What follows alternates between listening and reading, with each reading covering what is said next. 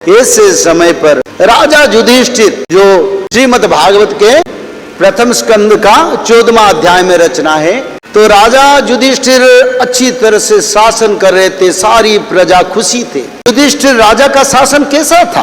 प्रजावत्सल था, सभी प्रजा आनंद में थे, कोई भूखा नहीं था, कोई गरीबी नहीं था, किसी को बीमारी नहीं था, किसको रोग नहीं था, बारिश रात को हो रहा था, दिन में कभी बारिश नहीं हो रहा था। पंचभूत तत्व आनंद में धरती को पालन कर रहे थे और सुस्वादु भोजन प्रजा लोग भोजन करके बड़े आनंद के साथ समय गुजारते थे। रोग जरा बीमारी सब चल गया, बड़े आनंद के साथ राजा युधिष्ठिर सारा विश्व को शासन कर रहे थे, क्योंकि वो सप्तद्वीप मही का राजा थे।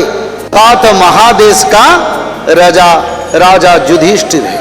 सारा विश्व शांति में था, भूकंप नहीं हो रहा था, सूर्य देव का गर्मी नहीं हो रहा था, बारिश का तांडव नहीं हो रहा था और सभी प्रजा सुख में समय गुजारते।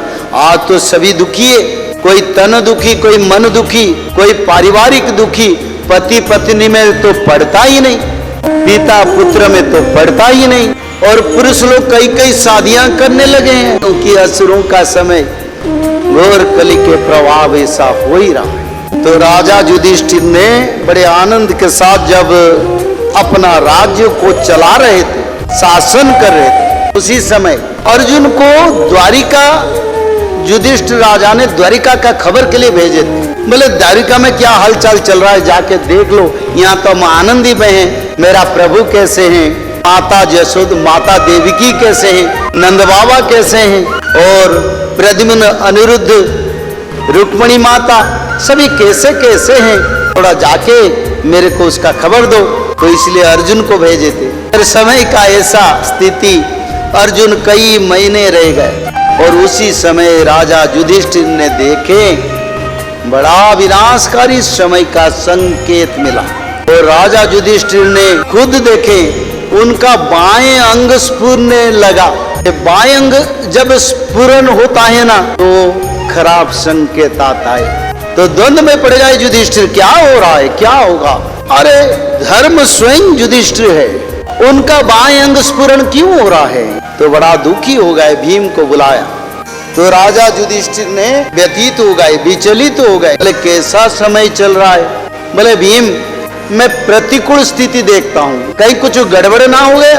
अर्जुन गया था, क्या हुआ, क्यों इतना प्रभाव पड़ रहा है? तो भीम को बुला के राजा युधिष्ठिर ने बताया, मेरे को अशुभ संकेत दिखाई दे रहा है, कहीं भगवान कृष्ण का परम धाम जाने के समय मेरे को दिखाई देता है, और कलि का प्रभाव सारा विश्व में फैल रहा है, हमारी राज्य में भी फैल रहा है। मैं देख रहा हूँ सूर्य उदय के बाद श्वान श्रृगाल मेरे सामने बैठ के अपना राब करते हैं और क्रंदन भी करते हैं।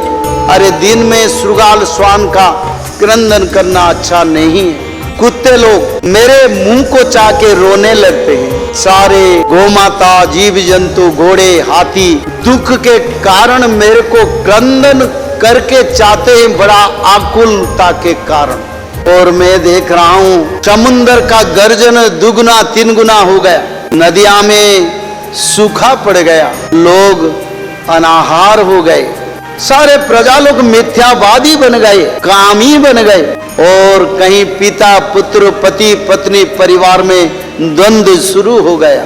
पहाड़ियां पर्वत धरती पर बार बार भूकंप आ रहे। इसका कारण क्या?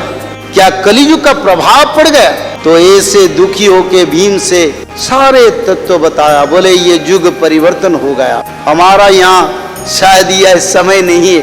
तो इसी समय अर्जुन आके पहुंचा, जो श्रीमद् भागवत महापुराण का प्रथम स्कंद का 15वां अध्याय में रचना है। अर्जुन आके युधिष्ठिर को प्रणाम नहीं किया, क्योंकि कलियुग के कारण आज मानव पथ भ्रष्ट, नीति भ्रष्ट, कामी, मिथ्यावादी, भ्रष्टाचारी है, क्योंकि युग कली है। अर्जुन जैसा भाया और युधिष्ठिर जैसे भाई और विश्व के राजा, अर्जुन उसको प्रणाम नहीं किया, वो भूल गया क्योंकि कली का प्रभाव चल रहा। तो राजा युधिष्ठिर ने देखे, अरे ये क्या हो रहा है, अर्जुन ने मेरे को प्रणाम नहीं किया, ये क्या है? तब अर्जुन को राजा युधिष्ठिर ने पूछे, तेरे को क्या हो गया? क्या ब्रह्म हत्या किया? किसी दुखी को दुख दिया, किसी को दान नहीं दिया, कोई खिलार्ते को भोजन नहीं दिया, कोई गोमाता को तुमने दुख दिया है, कोई बड़ा पाप किया, सारे तुम्हारा शौर्य वीर्य सब क्या नहीं है, जैसे तुम एक चंडाल की तरह दिखाई देते हो। कहाँ गया शौर्य वीर्य, कहाँ गया तुम्हारा तेज, कुछ भी नहीं तुम्हारी पास। तो बड़ा दुख के साथ अर्जुन ने बताया, भगवान आप यह धाम पर नहीं है, प्रभु अपना परम धाम चल गए और संसार में दुख छा गया। समय प्रलय होने की और इस समय हमको यहाँ रहने की आप समय नहीं है। तब राजा युधिष्ठिर पांडवों के साथ बैठ के विचार करके अभिमन्यु सुपुत्र परीक्षित को राजभार सौंप के स्वर्गारोहण के लिए चल गए।